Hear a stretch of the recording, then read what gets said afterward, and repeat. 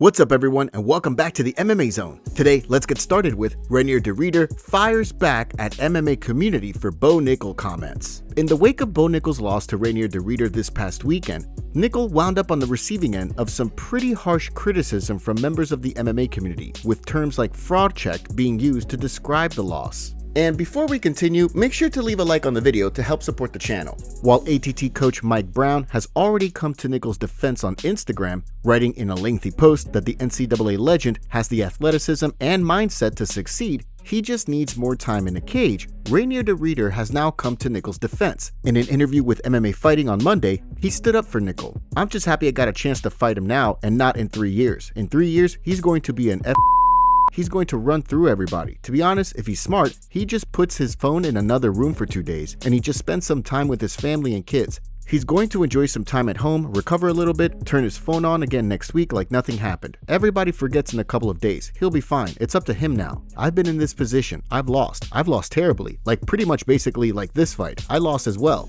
Now it's up to him to see if this can be a negative thing or a positive thing. He's a very strong guy. He's a very strong individual. And I think he's going to take some time off from planning a fight. And we'll see him back in 6 months. And he's going to tear through a lot of guys."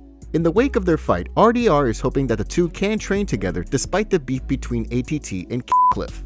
"I would really like to work with this guy. I would really like to work with him because of the skill set he brings. It would be awesome to train together. I don't really know if me being a Cliff guy now and him being ATT is going to work out, but maybe we can do it low-key and not tell anybody." So far, no word yet on what's next for Nickal, but the reader has already set his sights on a fight with Sean Strickland.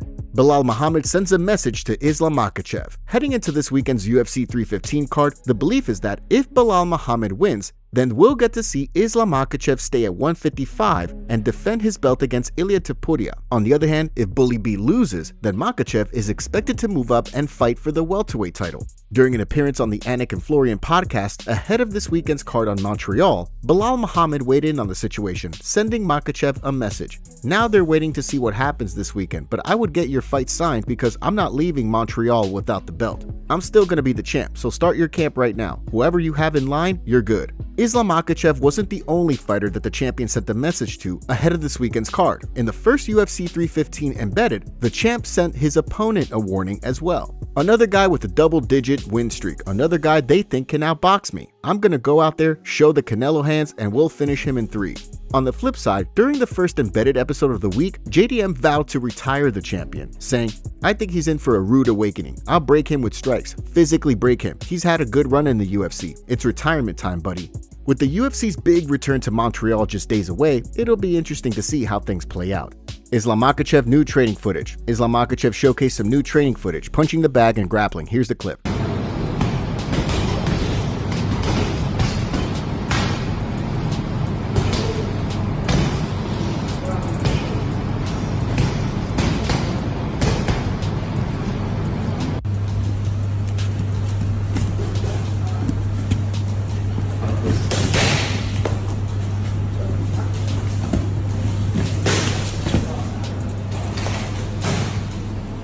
Hunter Campbell also met up with Islam Makhachev this week and just had a meeting with Khabib last week as well. It's possible that we get fight news very soon. Is the UFC finally going to book Islam versus Ilia? Or do you think they're waiting until UFC 315 is over and Dana will announce Islam's next fight during the post-fight press conference? Let us know in the comments below. Cory Sandhagen interested in fighting Petr Yan. After his win over Davison Figueiredo on Saturday, Cory Sandhagen is already committing to fighting Petr Yan if he doesn't wind up getting the next crack at the bantamweight title. During an appearance on the Ariel Helwani show on Monday, the Sandman spoke about the bantamweight title picture and his recent back and forth with Petr Yan online, while doubling down on a rematch between the two if he isn't next in line for a title shot. "I'm not opposed to fighting Yan. I'd love to fight Yan, especially because he likes spreading the narrative. Remember what happened last time we fought, blah blah blah. Let's not act like that was like a one-sided fight because I was winning that fight until I got dropped at the end of the third. If it means fighting Yan again, then for sure. But I mean, the title should be next for me." Sandhagen also weighed in on the possibility of being the backup fighter for the Dvalishvili O'Malley 2 fight in early June. The backup fighter is really not a good deal for the backup fighter. You got to prepare for 2 guys on a whim that you might get it and you might have to take it the day of. It's a really bad deal that I feel like I have earned the right to maybe not have to do. But at the same time, I will be staying pretty sharp these next couple of weeks in case something does happen or whatever. I'll definitely be at the show. but I think that I've certainly earned my shot at the title. Sandhagen also took aim at critics who don't think he deserves a title fight with a funny video for TikTok. Hey there. Again? Well, I just want to tell you that I think that you did a really good job this weekend. Oh, alright, well, thanks. But I also think that you don't even deserve a title shot still. You don't even deserve a title shot because last time you lost to Umar still. Yeah, Umar whooped you. Well, can I? Yeah, that's how the sport should be, because you shouldn't be able to fight for a title after you just lost to someone that just also lost for a title. And guess what? You know what else? Petr also whooped you, and he whooped you on October 22nd, 2001, and that was not even that long ago, so he deserves a title shot even way more than you do. Even way more than you do. Yeah, dude, but I was winning that fight all the way up until I got knocked down, so that's not even like a good argument. Yeah, I remember, because the one thing that hit you, it was like a spinning back fist and a punch afterwards, and knock you down, and you look like a stupid idiot when you did that. Are you done, dude? Can you just get the out of here? Yeah, well, I'll leave when you finally admit that you don't even actually deserve that title shot. No, dude, go yourself. I do deserve it. Say it! How about I you up, bitch? Oh, you hit me! Mom says that you're not allowed to hit me ever in the face! With the Divishvili-O'Malley rematch almost exactly a month away, only time will tell whether Sandhagen is next in line for a crack at the title, or whether he and Petr Yan will collide in the title eliminator. Concerns rise for Kamaru Usman ahead of Joaquin Buckley fight. Ahead of Kamaru Usman's upcoming scrap with Joaquin Buckley in June, Dean Thomas is worried that the fight game has passed Usman by since his loss to Khamzat Chimaev in October of 2023. During an interview with MMA Junkie, he weighed in on the fight and Usman's infamous knees, saying, "I just don't know. This MMA game is brutal. Everyone says I'm being a hater. I'm not being a hater. I just know how brutal it is. For as much as I would like to see Kamaru go out there and do good things, I just don't know if he has the knees. I don't know if he has the knees to do it." Initially, when I first saw the matchup, I said, I like Kamaru in this. Then I started thinking about it and I'm like, wait a minute, what am I saying to myself? Did I not see Joaquin Buckley do what he did to an aging Colby Covington? And Joaquin Buckley, he moves well, he's fast, he's aggressive. I don't know, I'm hoping he can go out there and put on a good fight, but I don't know, I don't see it. Since the last time Usman fought in October 2023, Buckley's won 4 straight, finishing Vicente Luque, Stephen Wonderboy Thompson, and most recently Colby Covington. With a win over Usman, Buckley will likely find himself in a top 5 at 170, just outside of title contention. Belal Muhammad details altercation with Kamaru Usman. Earlier today, Belal was on the Full Send podcast and gave details on what happened during the infamous pound for pound episode where he got into an altercation with Usman. Here's what he had to say. But he just couldn't give me my props, right?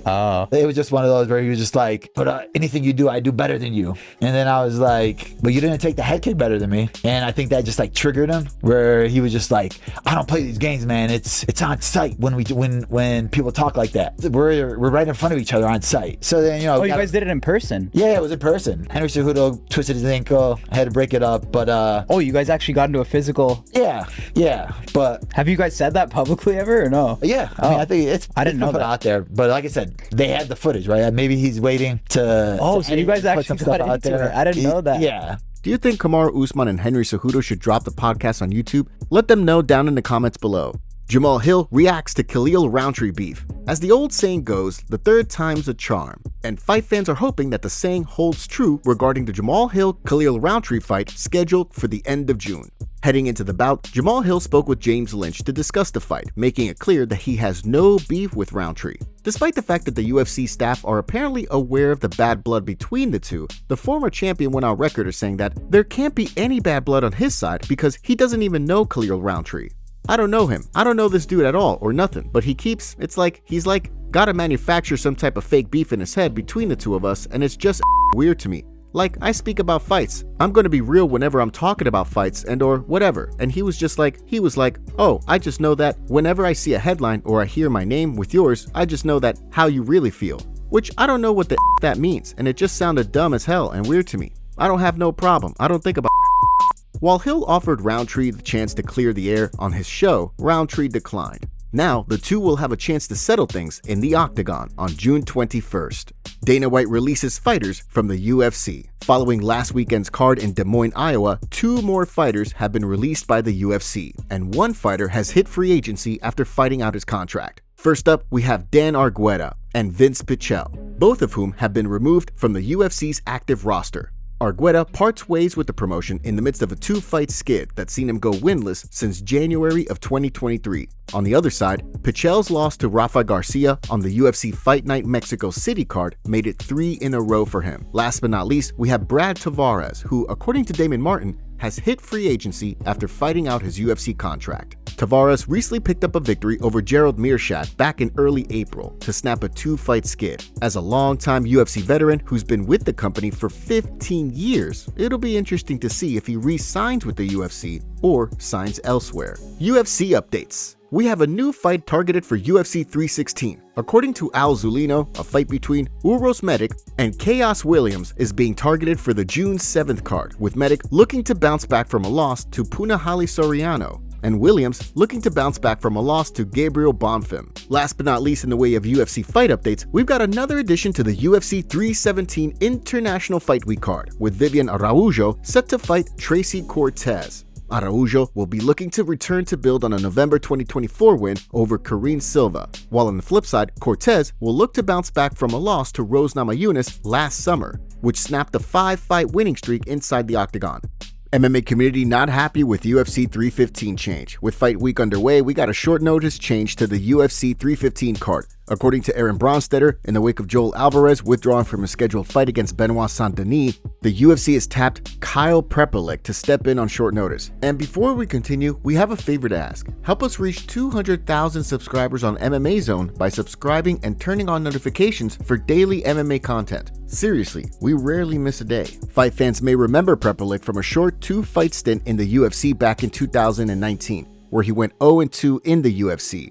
Since then, he's gone 4-1 on the regional scene, and instead of fighting at Samurai MMA on Friday, he'll be fighting Benoit Saint-Denis on short notice. With the last-minute change, the MMA community is not happy with the fight, nor the entire UFC 315 main card. As we reported yesterday, Mateusz Gamrot offered to step in, but BSD turned down that fight. BSD essentially accepted an easier fight, and the MMA community let him know. Here's what they had to say. Laughing emoji from Mateusz Gamrot. What the f? Michael Dufour, Rat Garbade, Lance Gibson were all right there. Rejected the Gamrot fight but said yes to the 18 and 8 35-year-old who hasn't fought for the promotion since 2019. Also went 0-2 in his first stint in the UFC, so much for God of War.